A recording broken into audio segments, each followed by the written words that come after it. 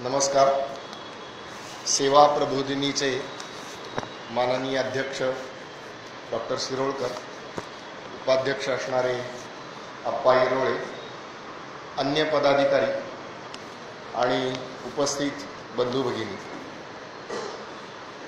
आपल्यासमोर बोलताना थोडी माझी परीक्षा घेतली जाते असं मला वाटतं. मी शिक्षक आहे त्यामुळे विद्यार्थ्यांची परीक्षा घेणं हे माझं काम असतं. पण एवढा सगळा बहुश्रुत असणारा श्रोतृ समुदाय यांच्यासमोर बोलायचं ही माझी स्वतःची परीक्षा आहे. परंतु बहुश्रुत श्रोते असले तरी त्यांचं हृदय जे आहे ते मातेचं आहे आणि मातेच्या हृदयाची थोरवी वर्णावी तेवढी कमीच आहे.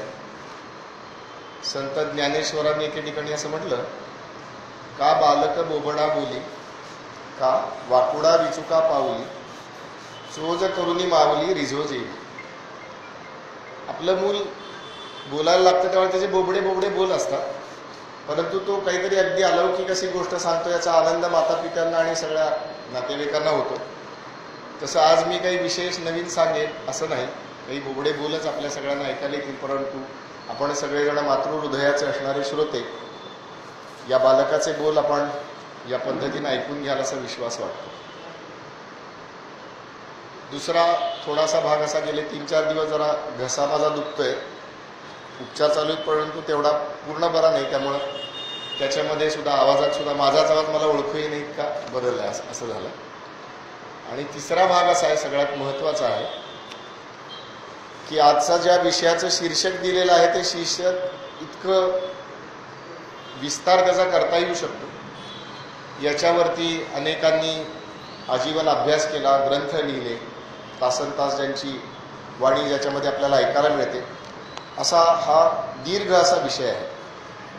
परंतु वेळेच्या मर्यादेमध्ये सगळाच विषय मांडणं हे काही शक्य होत नाही. त्याच्यामुळे आजच्या विषयाचे माझ्या मनाशी मी विचार करताना काही मुद्दे मी डोळ्याशी घेतले, ते जरा मी गृहीत म्हणून आपल्यासमोर मांडतो.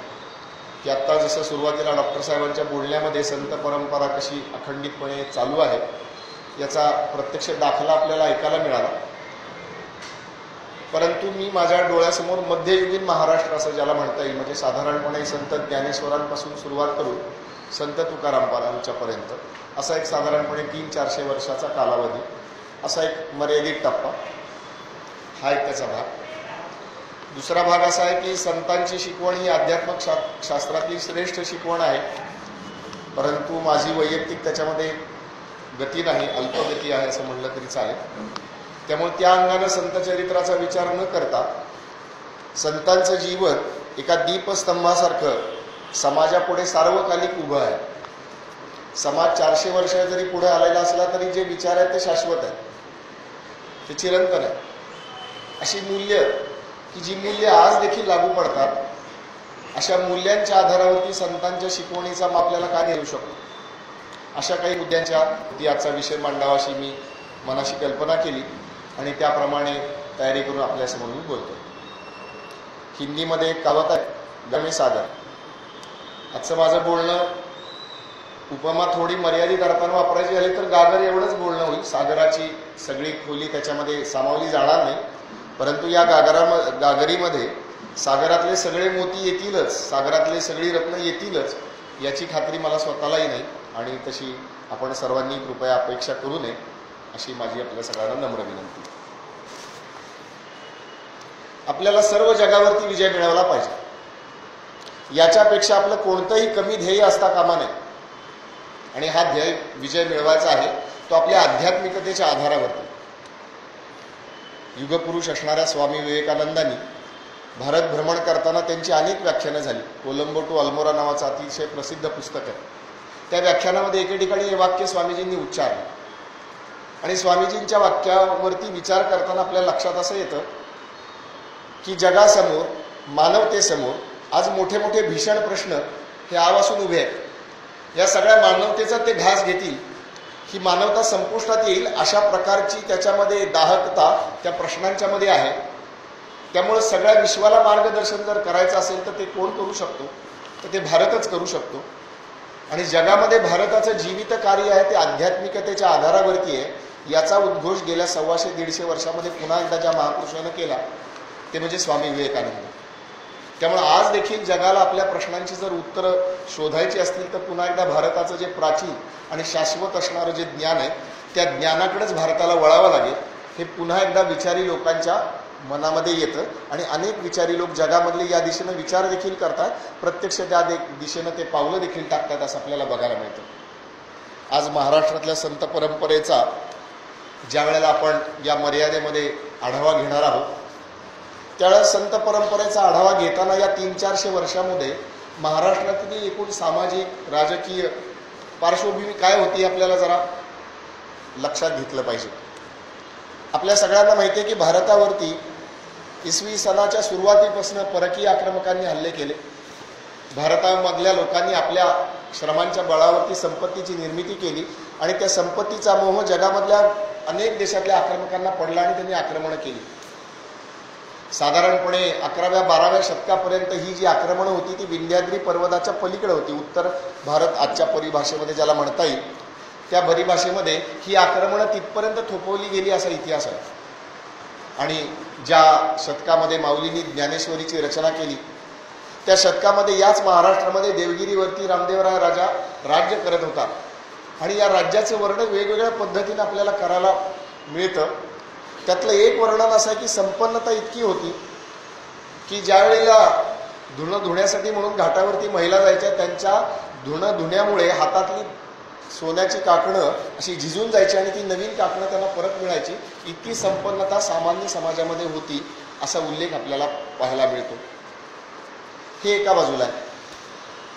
दुसऱ्या बाजूला असं आहे की राजाचं कर्तव्य काय आहे. राजाचं कर्तव्य असं आहे की केवळ आपलं राज्य नाही परंतु आजूबाजूला काय चाललंय याचा धांडोळा राजानं घेतला पाहिजे. परंतु दुर्दैवानं रामदेवरायाच्या बाबतीमध्ये असं आपल्याला म्हणावं लागेल की वरती काय चाललंय हे दुर्दैवानं रामदेवरायाला कोणतीही खबरबात नव्हती. त्यामुळं या अर्थानं राजकारणामध्ये म्हणजे राजाच्या कारभारामध्ये शिथिलता आलेली होती असं आपल्याला बघायला मिळतं. तिसरा मुद्दा आपण लक्षात असा घेतला पाहिजे की भारताचा इतिहास जो आहे तो अनेक संप्रदायांच्या उदयाचा इतिहास आहे, त्यांच्या विस्ताराचा इतिहास आहे. अनेक संप्रदाय या ठिकाणी निर्माण झाले परंतु राजानं केवळ मी एका संप्रदायाचा वाहक आहे किंवा एका संप्रदायाचा माणूस आहे आणि म्हणून सांप्रदायिक आपल्या संप्रदायाच्या व्यक्तींना झुकतं माप देण्याची साधारणपणे भारतामध्ये परंपरा नाही. अपवादाला काही उदाहरण आपण 2, 5, 10 दाखवू शकतो परंतु सर्वसाधारण विधान करायचं झालं तर राजानं एका विशिष्ट संप्रदायाला उचलून धरलं असं भारतात आढळत नाही. परंतु दुर्दैवानं रामदेवरायांच्या विशेषतः यादवांच्या काळामध्ये असं आपल्याला लक्षात येतं की त्या विशिष्ट संप्रदायाला झुकतं माप देण्यात आलं अशा पद्धतीचे उल्लेख आपल्याला काही ठिकाणी आढळतात.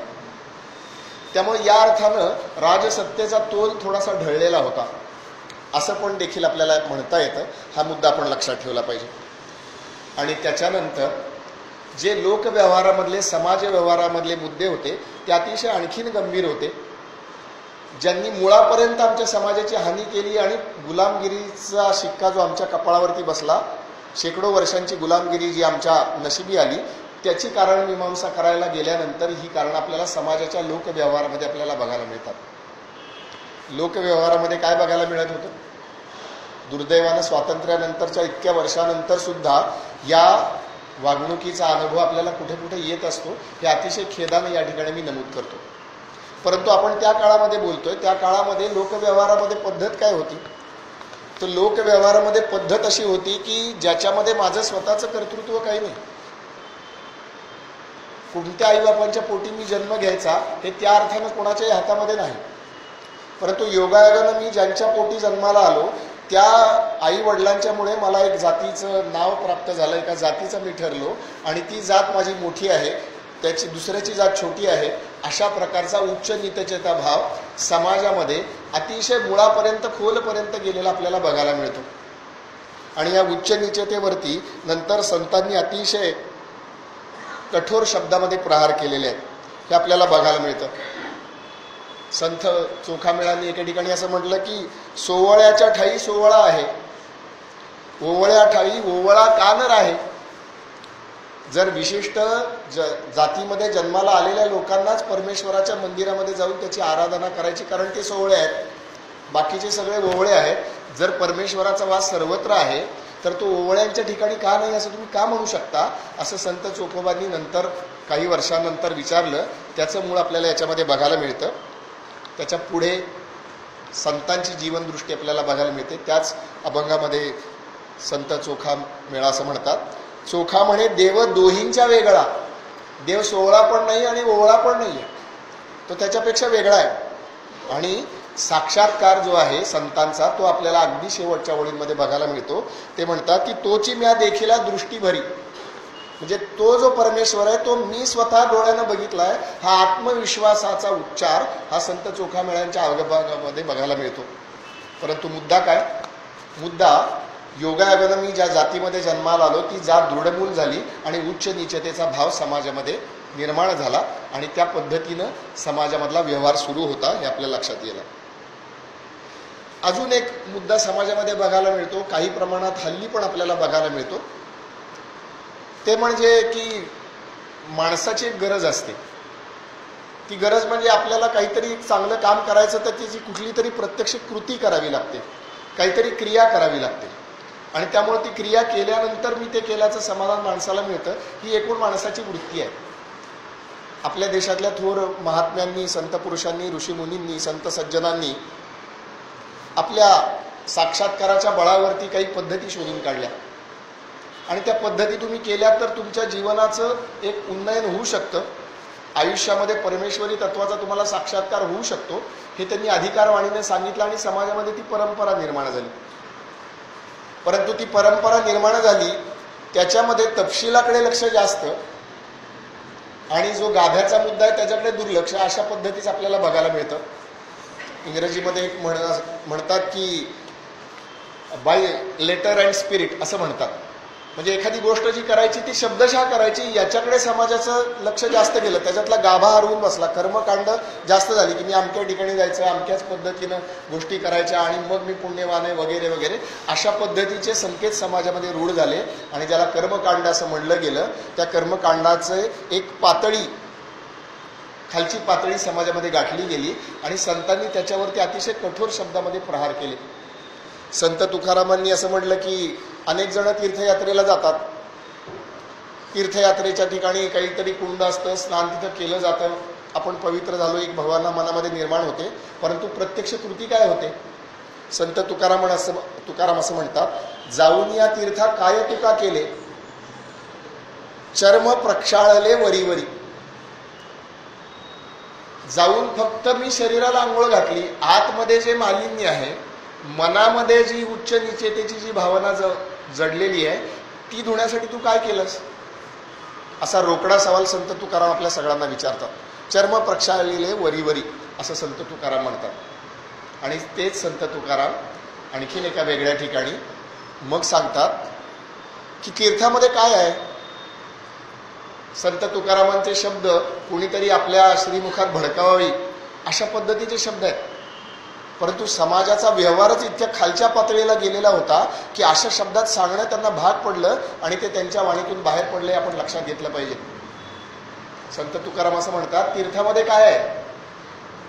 तीर्थी धोंडा आणि पाणी. तीर्थामध्ये कुठल्या तरी आपल्या एका आराध्य दैवताची मूर्ती आहे, पण ती बनवली कशाची? ती पाषाणाचीच बनवली. पाणी काय माझ्या गावात आहे आणि तिथं पण आहे. तीर्थी धोंडा आणि पाणी. पण देव जर पाहायचा असेल तर तो देव कुठे आहे? देव रोकडा सज्जनी, ज्यांचा व्यवहार आणि ज्यांचे विचार यांच्यामध्ये अंतर नाहीये, ते देवाचे अवतार आहेत. त्यांच्यामध्ये परमेश्वराचा वास आहे. त्यांची तुम्ही पूजा करा किंवा त्यांचे तुम्ही सेवा करा, अशा प्रकारचा भाव संतांना ज्या वेळेला सांगावा लागतो त्यावेळेला लक्षात असं येतं की कर्मकांडाची पातळी वाढली गेलेली आहे.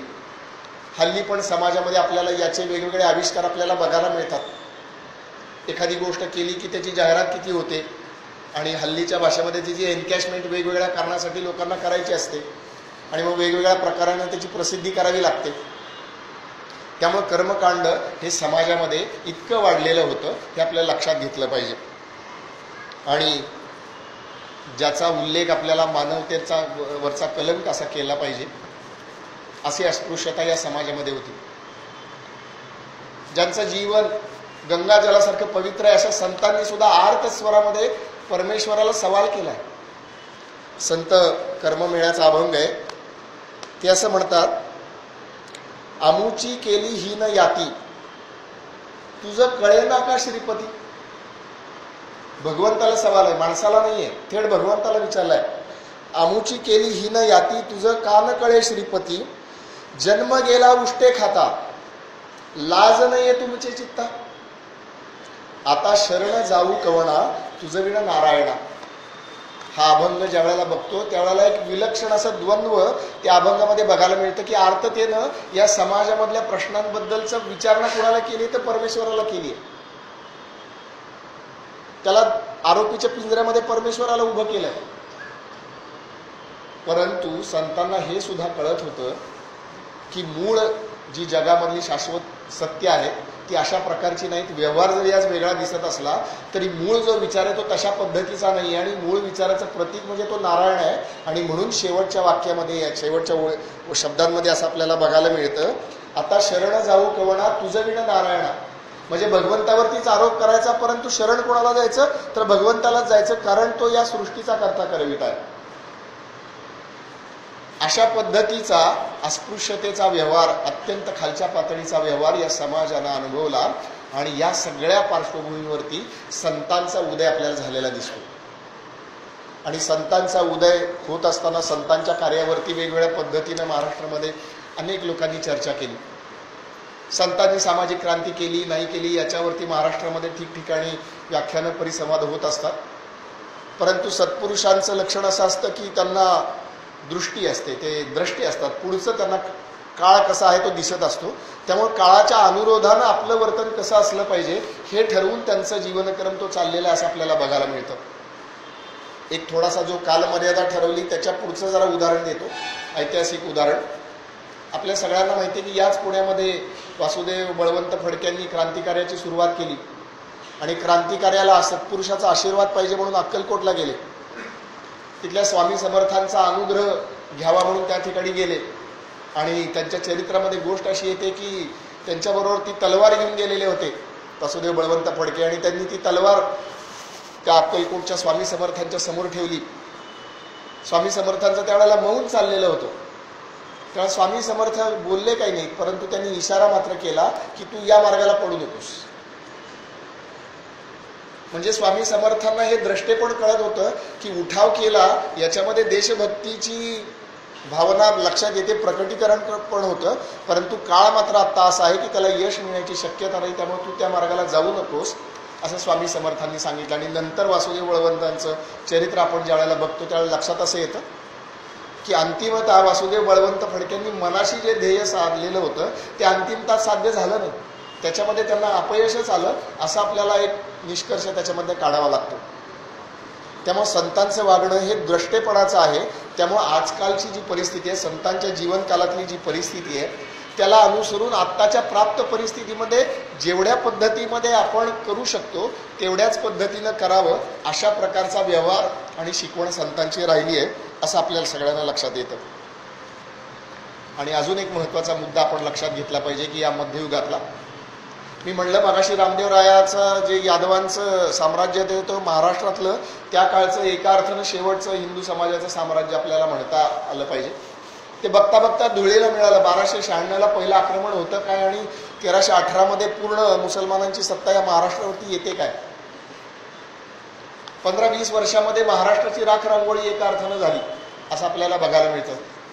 आजपर्यंत आक्रमणांचा तसा इतिहास या महाराष्ट्राला नाही आहे, परंतु या आक्रमणाचं वैशिष्ट्य असं आहे की हे आक्रमण सर्वंकष स्वरूपाचं आहे.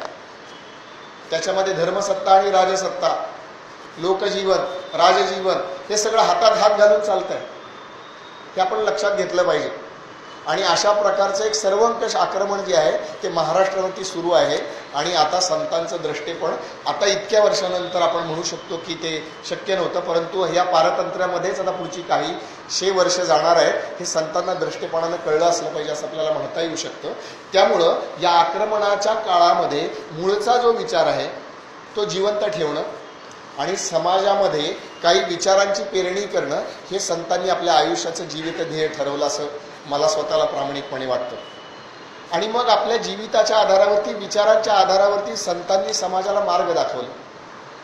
या मार्गामध्ये वेगवेगळ्या पद्धतीनं संतांनी आपलं जीवन उजळवून टाकलं. स्वतःचंच नव्हे तर सर्व समाजाचं उजळून टाकले आपल्या लक्षात येतं. परंतु पुन्हा एक प्रश्न असा पडतो की संत नेमकं म्हणायचं कोणाला.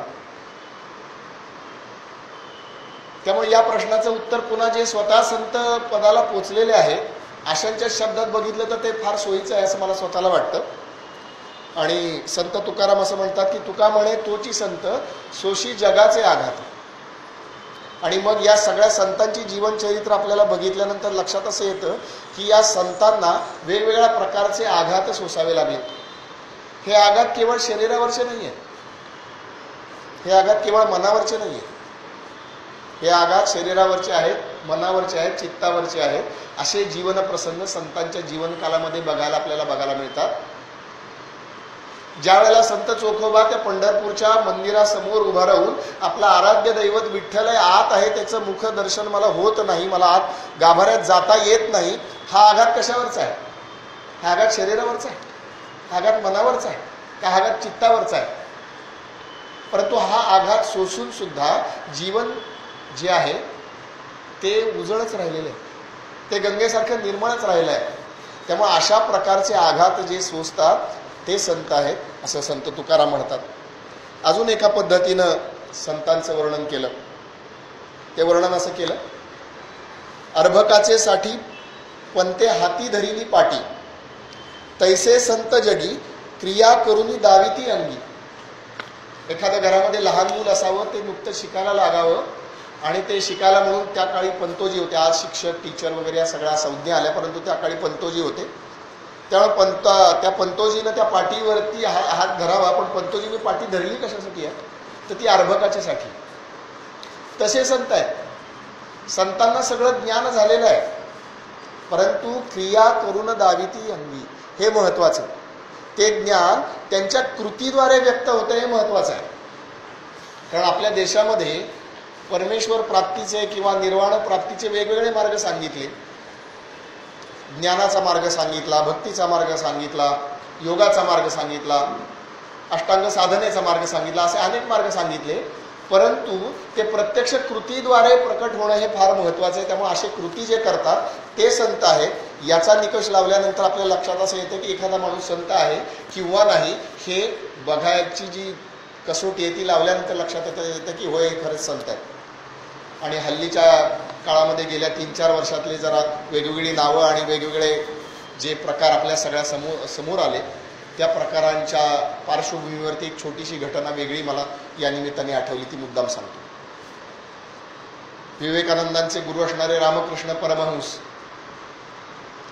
ते नेहमी म्हणायचे शिष्यांना असं म्हणायचे की गुरुला दिवसा पाहावे, गुरुला रात्री पाहावे. दिवसा गुरु काय करतो हे तर दिसतंच, परंतु रात्री गुरु काय करतो हे बघणं हे सुद्धा महत्त्वाचं आहे. आणि भगवान रामकृष्णांच्या चरित्रामध्ये एक प्रसंग आपल्याला वाचायला असा मिळतो की एके दिवशी रामकृष्ण अचानक मध्यरात्री उठले आणि त्यांचा एक शिष्य होता, बहुतेक माझ्यासारखा संशयी स्वभावाचा असेल. तो उठला आणि गुरु जे रात्रीचे उठून करतात काय त्यांनी सांगितलंय गुरुला रात्री पण पाहावे, म्हणून त्यांच्या मागं गेला. आणि मागं गेला. कुठे गेले रामकृष्णांना एकदम शौचाची भावना झाली आणि म्हणून ते लोटा उचलून गंगेकडे गेले. आणि परत येताना त्यांच्या लक्षात आलं की हा शिष्य आपल्याला बघतोय. रामकृष्ण त्याच्यावरती रागावले नाहीत आणि परत एकदा रामकृष्णांनी तोच उपदेश त्याला केला की गुरुला दिवसा पाहावं, गुरुला रात्री पाहावं. गेल्या 3-4 वर्षामध्ये जे प्रकार आपल्या सगळ्यांच्या समोर उघडकीला आले त्या प्रकाराच्या मध्ये फक्त आम्ही गुरूंना दिवसाच पाहिलं का, हा प्रश्न या निमित्तानं मनामध्ये येतो. त्यामुळं आपण लक्षात ठेवलं पाहिजे की अशा अर्थानं संतांचं जे जीवन आहे ते आपल्याला बघायला पाहिजे. अजून एक विलक्षण असा अनुभव महाराष्ट्रामध्ये येतो की महाराष्ट्र ही अनेक संप्रदायांची भूमी आहे. साधारणपणे आषाढीच्या वारीच्या निमित्तानं आपल्या सगळ्यांच्या समोर वारकरी संप्रदायातल्या सर्व संतांच्या जीवनामधल्या गोष्टी थोड्या बहुत प्रमाणामध्ये येतात.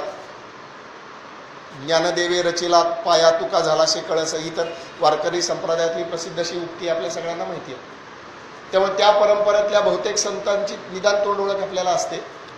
परंतु महाराष्ट्राचं वैशिष्ट्य असं आहे की महाराष्ट्रामध्ये केवळ वारकरी संप्रदायच नव्हे तर अन्य संप्रदायांच्याही संतांचं तितक्याच तोलामोलाचं कार्य याच भूमीमध्ये झालं असं आपल्याला बघायला मिळतं. मग याच्यामध्ये प्रमुख कोण आहेत तर याच्यामध्ये प्रमुख ज्यांची काही 2-4 नावं घेता येतील वेळेच्या मर्यादामध्ये, ती अशी आहेत की महानुभाव संप्रदायाचं पण आपल्याला नाव घेता येईल. महानुभाव संप्रदायाची श्रद्धा अशी आहे की 5 श्रीकृष्ण आहेत आणि त्या 5 श्रीकृष्णामधल्या शेवटच्या 2 श्रीकृष्णांचं जे 2-3 श्रीकृष्णांचं जे आयुष्य आहे ते प्रत्यक्ष महाराष्ट्रामध्येच गेलेलं आहे. आता याचं वैशिष्ट्य काय, पुन्हा चक्रधर स्वामी आणि त्यांचे जे गुरु आहेत गोविंद प्रभू यांचं जीवन जर आपण बघितलं तर लक्षात असं येतं की त्या काळी जी जातीपातीचा उच्च नीतीचा भाव होता त्याला प्रत्यक्ष व्यवहाराने यांनी उत्तर द्यायचा प्रयत्न केलेला आहे. तथाकथित अस्पृश्य मानला गेलेल्या व्यक्तीच्या घरी जाऊन त्यांनी भोजन केलेलं आहे हे आपल्याला त्यांच्या चरित्रामध्ये बघायला मिळतं. आणि एके ठिकाणी वाचत असताना एक तर असा वेगळा प्रसंग वाचायला मिळाला की संतांना माऊली का म्हणावं याचं प्रत्यक्ष दर्शन घडवणारा तो प्रसंग असं मला वाटतं की एके ठिकाणी गावाबाहेर एक महिला प्रसूत व्हायला आलेली होती आणि परिस्थिती अशी असावी की तिच्या मदतीला कोणीच नव्हतं. आता लेकीचं बाळणपण आईनं करायचं ही आपली अगदी जुनी परंपरा आपल्या सगळ्यांना माहिती आहे. तर या महानुभाव पंथ संप्रदायातले संत आहेत त्या ठिकाणी थांबले आणि तिच्या प्रसूतीसाठी तिला सहाय्य केलं. हा प्रसंग ज्या वेळेला बघतो त्यावेळेला संत हे माऊली असतात याच्यावरचा विश्वास आपल्या सगळ्यांचा दृढ होतो असं मला वाटतं. त्यामुळे महानुभाव पंथाचं पण एक काम आपल्या महाराष्ट्रामध्ये असं आपल्या लक्षात येतं. याचबरोबर जैन लोकांचंही काम आपल्या महाराष्ट्रामध्ये मोठ्या प्रमाणावरती झालेलं असं आपल्या लक्षात येतं. काही उदाहरणादाखल आपल्याला नावं घ्यायची झाली तर त्याच्यामध्ये पंडित मेघराज आहेत, गुणकीर्ती आहेत, ब्रह्मगुणदास आहेत किंवा चिमणा पंडित आहेत. तत्वज्ञानाची मांडणी जरी एका वेगळ्या पद्धतीची असेल, वेदांवरती तशा अर्थानं निष्ठा जरी नसेल तरी जे नीतिनियम आहेत, समाजाची जी मूल्य आहेत त्याच्यामध्ये कुठेही मतभेद नाही ते आपल्या लक्षात यायला पाहिजे. त्यामुळे जे सामान्य समाजाचं जे आचरण आहे ते आचरण एका विशिष्ट पद्धतीनेच व्हावं अशा पद्धतीची अपेक्षा आपल्या सगळ्या वाङ्मयामधनं या लोकांनी केलेली आहे. दत्त संप्रदाय एक मोठ्या प्रमाणामध्ये महाराष्ट्रामध्ये आपल्याला बघायला मिळतो. त्याच्यामध्ये संत एकनाथांचे गुरु असणारे संत जनार्दन स्वामी आहेत. आणखीन एक संत त्यांचा नावच वेडा नागेश, त्यांनी स्वतःच अभंगामध्ये वेडा नागेश असंच लिहिलेलं आहे. वेड लागलंय ते परमार्थाचं वेड लागलंय त्यामुळे त्या अर्थानं ते वेड आहे. असं दत्त संप्रदाय आणि त्या संप्रदाय अजूनही पुढे चालतो आपल्या सगळ्यांना माहिती आहे. त्याचबरोबर नागेश संप्रदाय वडवळ म्हणून सोलापूरच्या जवळ एक ठिकाण आहे, ते त्यांचं मुख्य ठिकाण आहे असं समजलं जातं. त्या नागेश संप्रदायातले स्वतः नागेश, अज्ञानसिद्ध आणि अशी सगळी मंडळी आहेत. लिंगायत संप्रदायातली मन्मथ स्वामी असतील, शांतलिंग स्वामी असतील, सिद्धरामेश्वर असतील, अशी सगळी मंडळी आहेत. त्यामुळं वारकरी संप्रदायाच्या बरोबरच महानुभाव असतील, जैन असतील, दत्त संप्रदायिक असतील, नागेश संप्रदायाचे असतील, लिंगायत समाजाचे असतील, अशा सर्व संप्रदायामध्ये हे संत झालेले ते आपल्या लक्षात येते. या संतांच्या मध्ये आणखीन एक वेगळा मुद्दा आपल्याला लक्षात घेतला पाहिजे की संस्कृत ही केव्हा तरी समाजाची लोकभाषा होती, हे भारतामधली वस्तुस्थिती आहे. पण ती लोकभाषा होती ही उलटून गेल्यानंतर या देशामध्ये अनेक भाषा प्राकृतामध्ये झाल्या आणि एक शब्द ज्ञानाचा दंभ हा एका विशिष्ट समुदायामध्ये निर्माण झाला असं आपल्या लक्षात येतं की संस्कृत भाषा येत असेल तर तुम्ही ज्ञानी आहात, संस्कृत भाषा येत असेल तर तुम्ही पंडित आहात, तुम्ही विद्वान आहात. संस्कृत भाषा येत नसेल तर याचा अर्थ तुम्ही पंडित विद्वान असू शकत नाही. अशा प्रकारचा एक व्यवहार समाजामध्ये विद्वानांनी आपल्या आचरणांनी वागण्या बोलण्यानी निर्माण केला. आणि यालाच संत ज्ञानेश्वरांनी अगदी चांगल्या भाषेमध्ये उत्तर दिलं की माझा मराठाची बोलू कौतुके, परी अमृता ते पैजा जिंके. अशा पद्धतीचं लिखाण संत ज्ञानेश्वरांनी केलं. एक असा खडा सवाल किंवा रोकडा सवाल संत एकनाथांनी विचारलेला आहे. संत एकनाथांचं एकूण जीवन बघता त्यांचं हे वाक्य आपल्याला एकदम असं वेगळं वाटतं, परंतु त्यांनी असं विचारलं की संस्कृत वाणी देवे केली तरी प्राकृत काय चोरापासूनही झाली. संत एकनाथ विचारतायत चोरापासूनही झाली असं विचारतायत.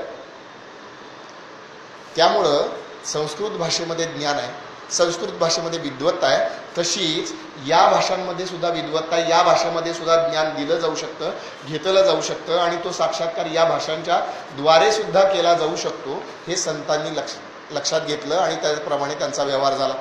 त्यामुळे ज्या काही संतांची मी नावं आत्तापर्यंत घेतली त्या सर्व संतांचं लिखाण जे ते प्रामुख्यानं मराठीमध्ये झालेलं आहे. आणि ही मराठी त्यावेळची लोकभाषा आपल्या लक्षात घेतलं पाहिजे.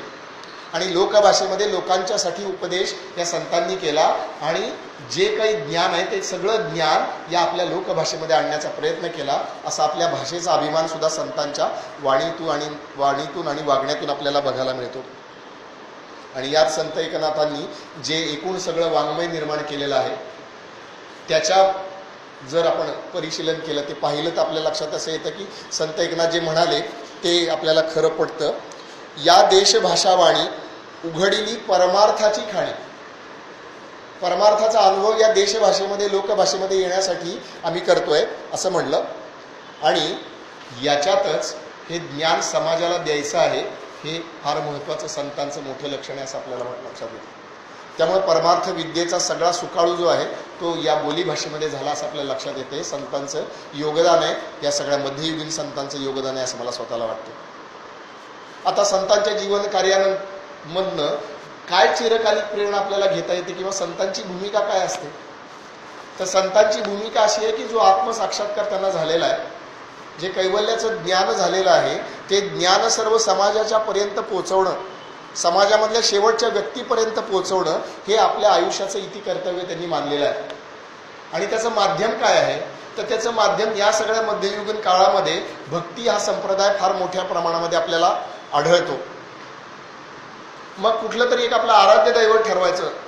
प्रत्येक संप्रदायानं आपापलं आराध्य दैवत ठरवलं, त्या संप्रदायाचं आराध्य दैवत समोर ठेवायचं, त्याचं गुणसंकीर्तन करायचं, त्याचं भजन करायचं. परंतु हे कीर्तन करताना उद्देश काय आहे. संतांचा उद्देश अगदी स्पष्टपणानं संत नामदेवांनी असं सांगितलं की नाचू कीर्तनाचे रंगी ज्ञानदीप लावू जगी. हे कीर्तन जसं भगवत भक्तीचा साक्षात्कार करण्यासाठी आहे वैयक्तिकरित्या, तसं समाजामध्ये ज्ञानदीप लावण्यासाठी सुद्धा आहे. बघा कल्पना किती मनोहर आहे आणि कल्पना किती जिवंत आहे आपल्याला बघायला मिळते की संतांच्या आचरणामधनं एक ज्ञानदिवा उजळलेला आहे आणि त्या दिव्यानं दुसरा दिवा पेटवता येईल, तिसरा दिवा पेटवता येईल, चौथा दिवा पेटवता येईल. आणि दिवाळीला जशी आपण दिव्यांची मनोहर आरास करतो आणि आजूबाजूचा काळखाचा आपण संहार करतो, तशा पद्धतीची वर्तणूक संतांची आहे असं स्वतः संत सांगतात. म्हणून ज्ञानाचा प्रसार करणं हे त्यांच्या कीर्तनाचं महत्त्वाचं काम आहे, उद्देश आहे असं संतांनी सांगितलं असं आपल्या लक्षात येतं. आणि मग कीर्तनातून ज्ञानाचा प्रसार करत असताना ज्या जीवन मूल्यांच्या आधारावरती हा समाज हजारो वर्षांपासून आपलं जीवन जगतोय आणि हजारो वर्षानंतर सुद्धा आम्ही अभिमानानं सांगतो की या भूमीमध्ये जन्माला आलेले जे श्रेष्ठ महात्मे होऊन गेले ते आमचे पूर्वज आहेत आणि आम्ही त्यांचे वारसदार आहोत. त्यांची परंपरा पुढे ठेवणं हे आमचं जीवित कार्य आहे. त्या हजारो वर्षांच्या परंपरेनं जी काही जीवनमूल्य आमच्या समाजाला दिली तीच संतांच्या वाङ्मयामध्ये, संतांच्या वाणीमध्ये आणि संतांच्या व्यवहारामध्ये आपल्याला बघायला मिळतं. जीवनमूल्यांचा क्रम वेगवेगळ्या पद्धतीनं लावता येतो. मला स्वतःला असं वाटतं की जीवनमूल्यांच्या मध्ये क्रम जर पहिला लावायचा झाला तर तो लावायला पाहिजे की कर्मनिष्ठेचा लावायला पाहिजे. कांदा मुळा भाजी अवघी विठाई माझी असं संत सावतावाळी म्हणतात. आपल्या सगळ्यांना प्रसिद्ध अभंग तो माहिती आहे. म्हणजे मी माझं काम करत असताना सुद्धा त्याच्यामध्ये दर्शन कोणाचं घडणार आहे, त्याच्यामध्ये दर्शन मला परमेश्वराचं घडणार आहे. दळिता कांडिता तुझं गायीन रे अनंता असं संतवचन आपल्या सगळ्यांना माहिती आहे. दळण काढणं हे माझं रोजचं काम आहे, परंतु ते काम करत असताना मी परमेश्वराची आळवणी करणार आहे. ही भावना जी आहे ना, ही भावना कर्मामध्ये तुमचं पूर्ण चित्त त्याच्यामध्ये ओतलेलं असणं आणि एक कर्माचा दर्जा उंचावणं याच्यासाठी अत्यंत महत्त्वाची असं मला स्वतःला वाटतं. हल्लीच्या काळामध्ये 2-3 पद्धतीने या मुद्द्याचा विचार केला पाहिजे असं मला वाटतं की कर्मनिष्ठा, माझं कर्म जे आहे तेच माझं जीवित कार्य आणि तीच माझी परमेश्वराची साधना आहे हे समाजामध्ये अगदी पुन्हा पुन्हा सांगण्याची आवश्यकता असं वाटतं. त्याचे 2-3 वेगवेगळे पैलू असं मला वाटतं. त्यातला पैलू पहिला असा आहे की समाजामध्ये दुर्दैवानं आज एक प्रकारची व्यवस्था अशी आहे की एका विशिष्ट प्रकारचं जर तुम्ही काम करत असाल तर तुम्हाला प्रतिष्ठा आहे आणि तुम्ही जर एका वेगळ्या प्रकारचं काम करत असाल तर तुम्हाला तशा प्रकारची प्रतिष्ठा नाही अशा प्रकारचा अनुभव समाजामध्ये येतो. मी IT मध्ये इंजिनियर आहे असं म्हणल्यानंतर एकदम चित्र बदलतं आणि व्यवहार बदलतो. तेच माझं चपला शिवण्याचं दुकान आहे किंवा तेच माझं अशा केस कापण्याचं दुकान आहे, अशा प्रकारचा मी व्यवसाय करतो असं म्हणल्यानंतर समाजाचा बघण्याचा आणि वागण्याचा दृष्टिकोन बदलतो आपल्याला वाटतं. त्यामुळे कर्म जर ही भगवंताची पूजा असेल तर भगवंताची पूजा जे करणार आहेत त्यांच्यामध्ये आपण खाली वर उच्च नीच कसा काय कर्म लावू शकतो हे समाजामध्ये आपल्याला रुजवलं पाहिजे असं मला वाटतं. आहे का. दुसरा भाग असा आहे की साधारणपणे 8-9 महिन्यापूर्वी सकाळ वर्तमानपत्रामध्ये एक बातमी प्रसिद्ध झाली आणि ती बातमी अशी होती की त्यांनी एका युवकांचं सर्वेक्षण केलं. साधारणपणे 20च्या आसपासच्या युवकांचं त्यांनी सर्वेक्षण केलं आणि त्या सर्वेक्षणाचा निष्कर्ष काय निघाला. सर्वेक्षणाचा निष्कर्ष असा निघाला की हल्लीच्या तरुणांना फक्त व्हाईट कॉलर जॉब पाहिजे. मी कुठेतरी टेबलावरती बसेल, मी बेल वाजवली की कोणीतरी येईल, मला पाणी आणून देईल, मला फाईल देईल, मी सांगेल ती गोष्टी करेन, अशा पद्धतीची कामं पाहिजेत. ब्लू कॉलर जॉब करण्याची इच्छाच नाही आहे. भले तो ITI झालेला जरी असला तरी त्याला तशा पद्धतीनं काम करण्याची इच्छाच नाही आहे. आणि अजून एक वेगळा संदर्भ काही दिवसांपूर्वी मी याच्यामध्ये वाचला की भारतामध्ये जे कौशल्य आहे, स्किल हातामध्ये पाहिजे, त्या कौशल्याची फार वानवा आहे. 5 ते 10% तरुणांच्या मध्ये अत्यावश्यक अशी कौशल्य असतात आणि त्याच्यामुळे त्यांच्या रोजगारावरती त्यांना मिळू शकतं असं त्याचं आहे. त्यामुळं कर्म ही माझी पूजा आहे, त्या कर्मावरती माझी निष्ठा आहे, हा भाव जर समाजामध्ये रुजवला तर माझ्या अंगामध्ये जे कौशल्य, माझ्या ज्या क्षमता आहेत, माझ्या ज्या पात्रता आहेत, त्या पात्रतांच्या आधारावरती मी काम करणार, त्याच्या आधारावरती मी माझं जीवन जगणार. ही भूमिका श्रमाला प्रतिष्ठा देणारी आहे. ती श्रम प्रतिष्ठा दुर्दैवानं समाजामध्ये कमी होती की काय असा प्रश्न निर्माण होतो आणि अशा लोकांना समजावून सांगितलं पाहिजे की संतांनी कर्मनिष्ठा सांगितली. हा एक भाग आहे. अजून एक मुद्दा याच्यामध्ये विचार करता येतो असं मला वाटतं, ते म्हणजे अध्यात्म आणि आमचं रोजचं जीवन हे काहीतरी वेगळं आहे असा काही वेळेला भाव समाजामध्ये येऊन येतो आणि काही व्यक्तींच्या बाबतीत ते योग्यही असतं की जे सर्व जगराहाटीपासून दूर जातात आणि ते त्या साक्षात्काराच्या मागे जातात. बरोबर आहे, हे सगळं बरोबर आहे, परंतु असे किती लोक आहेत समाजामध्ये. हे सगळे लोक अपवाद आहेत असं मला स्वतःला वाटतं. सामान्य समाजाला व्यवहार चुकला नाही, पण व्यवहार करत असताना सुद्धा परमेश्वराचं आम्ही अनुसंधान करू शकतो, माझ्या कर्मांच्या द्वारा करू शकतो, त्या पातळीपर्यंत जाऊ शकतो. हा विश्वास या कर्मनिष्ठेच्या आधारावरती आपल्या सगळ्यांच्या मध्ये उत्पन्न होतो असं मला स्वतःला वाटतं. तेव्हा हा कर्मनिष्ठेचा भाव समाजामध्ये उत्पन्न करणं ही आजची देखील काळाची गरज आहे, पुढची देखील काळाची गरज राहील असं मला स्वतःला वाटतं. मगाशी बोलताना मी असं म्हटलं की गेल्या 2-3 वर्षामध्ये आपल्या सगळ्यांच्या समोर काही उदाहरणं आली भारतामधली आणि हे खरंच सत्पुरुष आहेत की नाहीत अशा प्रकारचा व्यवहार त्यांचा एकदम वादग्रस्त पद्धतीचा झालेला आपल्या सगळ्यांना बघायला मिळतो. असं कुठेतरी वाटत राहतं की हल्ली कलियुग आहे आणि त्यामुळे हल्लीच या गोष्टी होतात, परंतु असं मानायचं कारण नाही. सार्वकालिक ह्या गोष्टी काही ना काही प्रमाणामध्ये असतात. प्रमाण कमी जास्त होत असेल. सार्वकालिक गोष्टी ढोंग करायचं, वरून दाखवायचं एक वेगळं, आतमध्ये असायचं वेगळं, असे ढोंगी लोक सदा सर्वदा काळ समाजामध्ये असतातच. प्रमाण कमी जास्त होतं हा एक मुद्दा आहे. संत तुकाराम म्हणतात, गाजराची पुंगी तैसे झाले नवजोगी. संत तुकाराम म्हणतात हे त्याचं श्रेष्ठत्व लक्षात घेतलं पाहिजे. म्हणजे संत तुकारामांना सुद्धा आजूबाजूला असे गाजराच्या पुंगीसारखे लोक दिसत होते, म्हणूनच त्यांच्या वाङ्मयामध्ये हा उल्लेख आला आपल्याला लक्षात येतं. संत तुकाराम नुसतं सांगून थांबत नाही, हे तैसे झाले नवजोगी, पुढं काय करायचं आहे ते संत तुकारामांनी सांगितलंय. मी म्हटलं तसं संत तुकारामांचे शब्द असे एकदम श्रीमुखात भडकावे असं प्रत्यक्ष शब्दच तसे आहेत. मुखा सांगे ब्रह्मज्ञान, जन लोकांची कापितो मान. तोंडानं सगळ्या मोठ्या मोठ्या गोष्टी सांगायच्या, पण पैसा एकत्रित करायचा, संपत्ती जमवायची, वेगवेगळ्या प्रकारचं आचारामधलं सगळं त्याच्यामध्ये चुकीचे व्यवहार करायचे. जन लोकांची कापितो मान. अशा लोकांचं काय, असे लोक कोण आहेत? संत तुकाराम सांगतात, तुका म्हणे तोची वेडा. हा वेडा आहे, पण इथं सांगून थांबतील ते तुकाराम नाहीत असं मला वाटतं. ते म्हणतात, त्याचे हाणुनी थोबाड फोडा. आम्ही चुकतो की काय या कर्तव्याला? जरा विचार करण्याची आवश्यकता असं मला वाटतं. त्यामुळं हा ढोंगीपणा जो आहे ना, हा ढोंगीपणावरती सर्व संतांनी वेगवेगळ्या पद्धतीने प्रहार केलेले आहे. आणि हा ढोंगीपणा जसा अध्यात्मातला जसा आहे ना, तसा तो लोकव्यवहारातला सुद्धा आहे की नाही हो. जी काही जीवनमूल्य आम्ही मनाशी निर्धारित केली त्याचाच प्रत्यय आमच्या रोजच्या वागण्या बोलण्यामध्ये जर लोकांना येत नसेल तर ती आमची जीवनमूल्य तसं म्हणण्याला अर्थ उरतो का? मग आम्ही करतो ते ढोंगच नव्हे का? या मुद्द्यांचा सुद्धा समाजानं अतिशय मुळापासून विचार केला पाहिजे असं मला स्वतःला वाटतं. आणि असा ढोंगीपणा जो आहे तो टाकून देऊन अंतर्बाह्य एक जे आहे, आज जे आहे ते अंतरीचे दहावे स्वभावे बाहेर, हा जो व्यवहार आहे तो आपल्यानं प्रकट झाला पाहिजे. आणि अशा प्रकारचा ढोंगीपणाचा व्यवहार न होणं हे आपण संतांच्याकडून शिकवू शकतो असं मला वाटतं. संतांच्या शिकवणीमध्ये आणखीन उल्लेखही येतात. माणसाला सगळ्यात महत्त्वाचं काय असतं ते सगळ्यात स्वतःचं मी पण महत्त्वाचं असतं. मी मोठा, मी अमुक, माझ्याकडे हे पद, माझ्याकडे हा अधिकार, माझ्याकडे एवढी संपत्ती, माझं एवढं गुणवर्णन वगैरे वगैरे हे सगळं माणसाकडे असतं. क्षमता, ऐश्वर्य, सत्ता, संपदा, अधिकार हे सगळं आहे.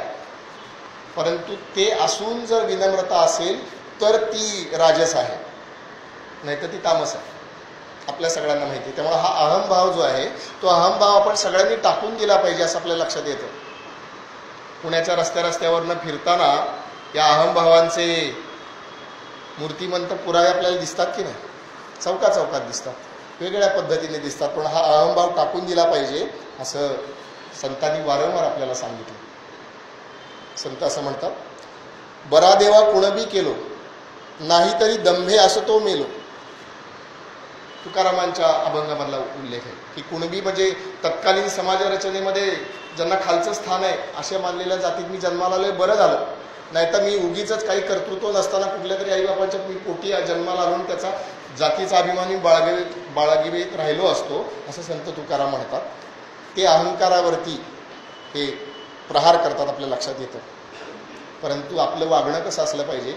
आपलं वागणं हे तामस नसून ते राजस असलं पाहिजे. संत नामदेव असं म्हणतात, अहंकाराचा वारा न लागो राजसा, माझ्या विष्णुदासा भाविकास. अहंकार सोडला ना की मग माणसातलं जे परमेश्वराचं चैतन्य, परमेश्वराचा अंश आहे त्याची प्रचिती समाजाला यायला सुरुवात होते, आपल्याला लक्षात येतं. बाबा बोरकरांनी एके ठिकाणी अतिशय सुंदर असं म्हटलं, पक्व फळापरी मी पण ज्यांचे गळले हो, जीवन त्यांना कळले. अहंकार असा नकळत गळून पडला पाहिजे. त्या पिकलेल्या फळाला कोणी दगड मारायला लागत नाही, तो आपोआप गळून पडतो. इतका असा अहंकार पिकत जाऊन तो गळून पडला पाहिजे.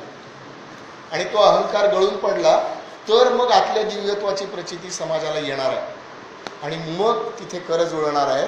त्यामुळे हा अहंकार आहे, मग तो संपत्तीचा असेल, सत्तेचा असेल, अधिकाराचा असेल, आणखी विद्वत्तेचा असेल, आणखी कुठल्याही प्रकारचा अहंकार असू शकतो.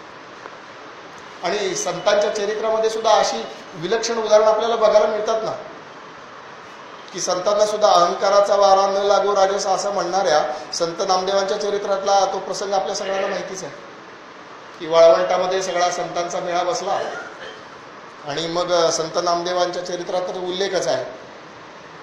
जाता जाता 2 वाक्य की जे चमत्कार आहेत रूढार्थनाच्या त्याच्याकडे मी आज जाणार नाही, एक विषय एक मर्यादा म्हणून, तो काही विषय नाही. परंतु प्रत्यक्ष पांडुरंगानं त्यांच्या हातून प्रसाद भक्षण केला हे आपल्या सगळ्यांना माहिती.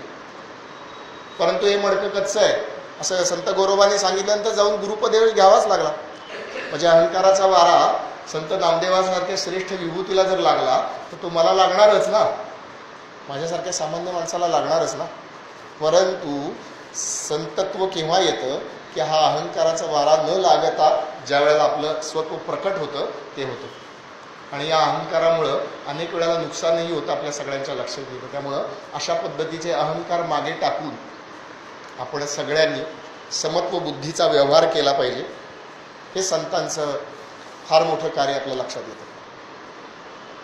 संतांच्या सर्व ठिकाणी वागण्यामध्ये, बोलण्यामध्ये, व्यवहारामध्ये याचा पुन्हा पुन्हा उच्चार आला की जी काही उच्च नीतीची जाती व्यवस्थेची व्यवस्था एकदम घट्ट समाजामध्ये बसलेली आहे त्या मध्ययुगामध्ये, ती लगेच आपल्या आयुष्यामध्ये कदाचित प्रत्यक्ष व्यवहारातून दूर होणार नाही. संतांना कळलेलं असलं पाहिजे असं म्हणलं पाहिजे इतक्या वर्षानंतर.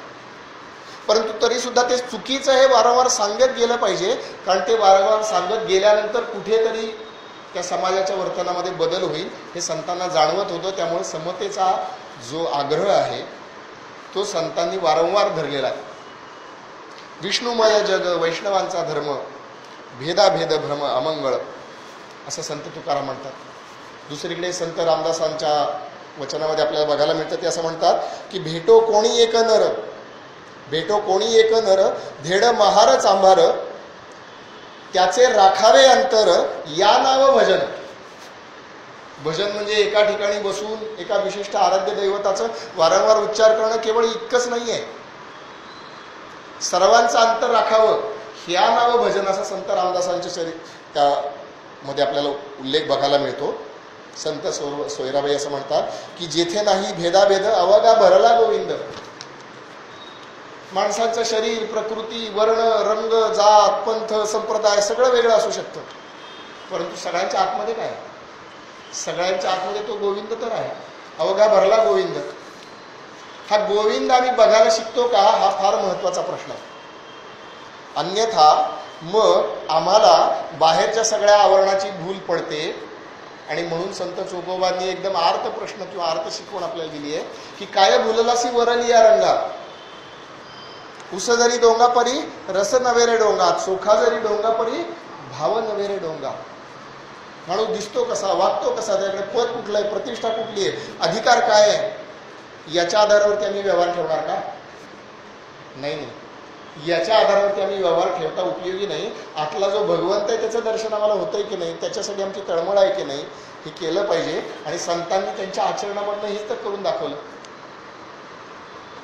काशीची कावड रामेश्वराला न्यावी, रामेश्वराचा सेतू परत त्या गंगेमध्ये काशीचा टाकावा आणि मग ती यात्रा पूर्ण झाली, ही श्रद्धा समाजामध्ये किती वर्षापासून. परंतु ती यात्रा पूर्ण होता होता संत एकनाथांना ते गाढव तहानेनं लोळताना दिसलं आणि ती काशीची गंगा जी आहे इतके दूर लांबून चालत कष्ट करून आणली, त्याच्या मुखामध्ये घातली. कारण जे जे भेटी जे भूत ते मानी जे भगवंत. हा केवळ उपदेशाचा भाग नाही आहे, तो आचरणाचा भाग आहे. हे संत एकनाथांनी करून दाखवलं. आणि संत एकनाथांचं वैशिष्ट्य असं सर्वच संतांचं, परंतु एकनाथ शिवचरित्राच्या तुलनेनं जवळचे असल्यामुळे नंतर शिवचरित्राचा उदय कसा झाला हे आपल्या लक्षात येतं. संत एकनाथांनी आपल्या घरच्या वर्षश्राद्धाला आवर्जून तथाकथित अस्पृश्य समाजातील लोकांना बोलावलं. तथाकथित विद्वान लोकांनी त्यांच्यावर बहिष्काराची गोष्ट केली, परंतु त्याला दबले नाहीत. सर्वांच्या अंतरंगात एकच भगवंत आहे, तेही माझ्या घरी जेवतील, असं प्रत्यक्ष कृत्य याच महाराष्ट्रामध्ये संत एकनाथांनी करून दाखवलं. हा प्रत्यक्ष आचरणाचा उपदेश आहे. हा मुद्दा सांगत असताना तो आजच्या सगळ्या समाज जीवनाशी आपण जोडणं फार गरजेचं आहे असं मला स्वतःला वाटतं. आज देखील मी अत्यंत जबाबदारीपूर्वक विधान करतो, आज देखील महाराष्ट्रामध्ये या प्रकारचा अनुभव काही गावांच्या मध्ये निसंशयपणे येतो की तुम्ही कोणत्या जातीचे आहात, याच्यावरती तुम्ही पाणी कुठे भरायचं, तुम्ही कुठल्या देवळात जायचं, अशा प्रकारचे प्रकार याच महाराष्ट्रात घडतात. फार पुण्यापासून लांबपणे जाण्याची आवश्यकता नाही, असे घडतात. काय घडतात? कारण संतांची समता फक्त बोलण्यात राहिली, वागण्यात मात्र उतरली नाही. आणि असा जो दुटप्पीपणा आहे, असा जो दांभिकपणा आहे, त्याच्यामुळे याचा अनुभव समाजामध्ये येतो. त्यामुळे समाजाला आपण हे सांगितलं पाहिजे की अवघा भरला गोविंद. अरे सगळ्यांच्यामध्ये त्याच परमेश्वराचा अंश आहे.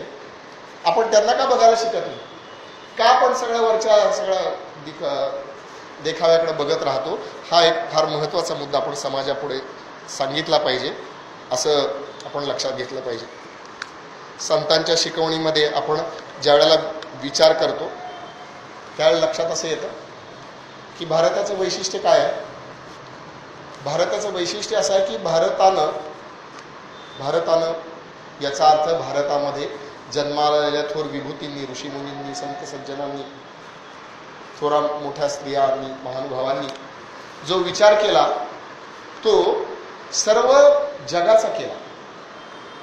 त्यामुळे संतांच्या वाङ्मयामध्ये असे प्रांतीय भेद आपल्याला कधी बघायला मिळत नाही. की संत कधी असं म्हणत नाहीत की पुणे शहरातल्या लोकांचं कल्याण व्हावं, पुणे जिल्ह्यातल्या लोकांचं कल्याण व्हावं, महाराष्ट्रातल्या लोकांचं कल्याण व्हावं, दक्षिण भारतातल्या लोकांचं कल्याण व्हावं, भारतातल्या लोकांचं कल्याण व्हावं, आशिया खंडातल्या लोकांचं कल्याण व्हावं, असं नाही. सर्व जगाचं कल्याण हीच आपल्या संतांच्या जीवनाची आकांक्षा आहे आणि तसा त्यांचा व्यवहार आहे. कारण तत्वच या भूमीमधल्या श्रेष्ठ ऋषींनी ज्याचं प्रत्यक्ष दर्शन घेतलं त्या ऋषीमुनींचं तत्वच संतांनी शब्दामध्ये आपल्या सांगितलं ना. हे विश्वची माझे घर, ऐसी मती जायाची स्थिर, किंबहुना चराचर आपणची जायला.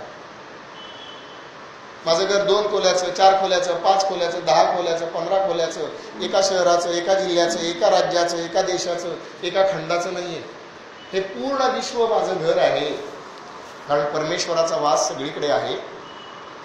या उद्देशानं किंवा या तत्वाच्या आधारावरती आपल्या संतांनी आपल्या सगळ्या जीवनाची आणि वाङ्मयाची मांडणी केली. आणि मग आपण पहिल्या मुद्द्याकडे जरा परत येऊया.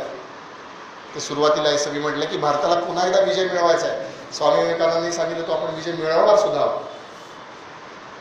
तो विजय मिळवायचा म्हणजे काय? आज जगामध्ये महासत्ता नाही का? आज जगामध्ये महासत्ता आहे. मग अमेरिकेनं महासत्ता असणं आणि भारतानं महासत्ता होणं, नवे नवे महासत्ता न होणं, विश्वगुरू होणं, याच्यामध्ये काय अंतर आहे? याचा विचार आपण सगळ्यांनी मनापासून केला पाहिजे असं मला स्वतःला वाटतं. आणि हा विचार ज्या वेळेला करतो त्यावेळेला या विश्वातले सगळे लोक बांधव आहेत. हे विश्वबंधुत्वाचा विचार आहे. तो सगळ्यांच्या पर्यंत पोहोचवण्यासाठी एक सामर्थ्यशाली भारत उभा करणं ही आपली सगळ्यांची फार मोठी जबाबदारी असं मला स्वतःला वाटतं. आणि हल्लीच्या काळामध्ये एक महत्त्वाचा मुद्दा आपण सगळ्यांनी लक्षात घेतला असा पाहिजे की दुर्दैवानं समाजामध्ये इंग्रजी माध्यमाचं प्रस्थ वाढलं, वेगवेगळ्या कारणांनी वाढलं. परंतु त्याच्यामुळे झालं काय? त्याच्यामुळे झालं असं आहे की आमच्या ऋषीमुनींचं, संता सज्जनांचं जे संचित आहे, जे ज्ञानाचं भांडार आहे, ते आमच्या तरुण पिढीकडे जातंय का? फार अस्वस्थ करणारा प्रश्न आहे हा. फार अस्वस्थ व्हायला होतं की तरुणांच्या मध्ये सर्व क्षमता आहे, त्यांच्या हाताशी वेगवेगळी नवीन साधनं आहेत, त्यांचे विचार पण वेगवेगळ्या पद्धतीचे आहेत. परंतु हा जो जीवन उद्देश आहे भारताचा, तो आपल्या संचिताच्या आधारावरती पुढच्या पिढीकडे पोहोचवण्यामध्ये आपल्या सगळ्यांचं किती योगदान आहे हा प्रश्न मनाला अतिशय अस्वस्थ करून जातो. त्यामुळे या निमित्तानं आपल्या सगळ्यांना हे आव्हान असं आहे की हे जे संतांच्या जीवनाचं जे संचित आहे ते सगळ्या आपल्या पुढच्या पिढीमध्ये संक्रमित करणं, आपल्या वागण्यातनं, आपल्या बोलण्यातनं, आपल्या व्यवहारातनं त्यांना ते समजणं आणि हे भारताचा जीवनोद्देश हा त्यांच्यामध्ये संक्रमित करणं हे आपल्या सगळ्यांचं फार मोठं कार्य आहे असं मला स्वतःला वाटतं. आणि हे कार्य आपण जितक्या अधिक प्रामाणिकपणे, अधिक तळमळीनं आणि अधिक वेगानं करू तितक्याच वेगानं आपल्याला ते दृश्य बघायला मिळणार आहे. बलसागर भारत होवो, विश्वात शोभुनी राहो, ही माय थोर होईल, जगतास शांती देईल, तो सोन्याचा दिन येवो, बलसागर भारत होवो, विश्वात शोभुनी राहो. धन्यवाद.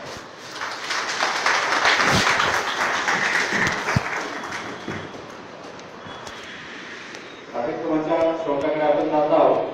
संस्थेचे उपाध्यक्ष विनंती करतो त्यांनी